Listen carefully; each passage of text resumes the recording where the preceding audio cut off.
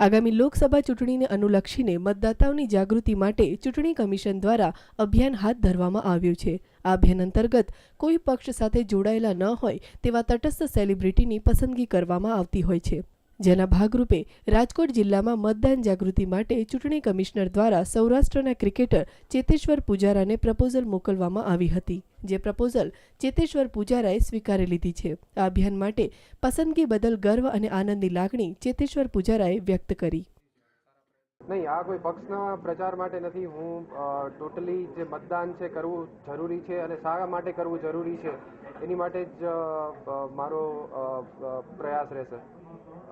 મતદાન કરવું ખૂબ જ જરૂરી છે. ઘણીવાર આપણે મારું કહેવાનું એ છે કે લોકો એમ કહે છે કે કામ બરાબર નથી થતું, ગવર્મેન્ટ બરાબર નથી. તો જે લોકોનો પ્રયત્ન છે મતદાન કરવાનો, અથવા તો લોકો ઘણા આપણા દેશના ઘણા નાગરિકો મતદાન કરતા જ નથી અને પછી બધી વાત કરે છે.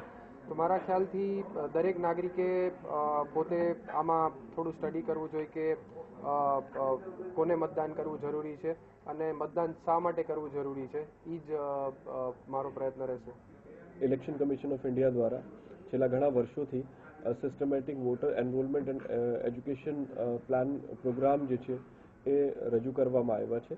એ પ્રોગ્રામની અંતર્ગત વધુમાં વધુ લોકોના નામ મતદાર યાદીની અંદર નોંધવામાં આવે એ પહેલો પ્રયાસ હોય છે. અને બીજો પ્રયાસ હોય છે કે જ્યારે ચૂંટણી ડિક્લેર થાય અને ચૂંટણી થાય ત્યારે વધુમાં વધુ લોકો વોટિંગ પણ કરે. આના પ્રયાસ રૂપે જે સેલિબ્રિટીઝ હોય, જે લોકોની ઉપર જે માણસનું ઇન્ફ્લુઅન્સ હોય એવા લોકોને અને ન્યુટ્રલ હોય પોલિટિકલી, સો એવા માણસોને ઇલેક્શન કમિશન ઓફ ઇન્ડિયા જે છે એ આઇકન તરીકે એન્ડોર્સ કરતા હોય છે સ્વીપ કેમ્પેઇનના. અને એના માટે આપ સૌ જાણો છો કે એક યંગ ક્રિકેટર તરીકે ચેતેશ્વર પૂજારીના નામ ખૂબ મોટી નામના મેળવી છે. સો એમના પ્રપોઝલ જે છે ઇલેક્શન કમિશન પાસે ગયા અને ઇલેક્શન કમિશન દ્વારા અપ્રૂવ કરવામાં આવ્યા છે.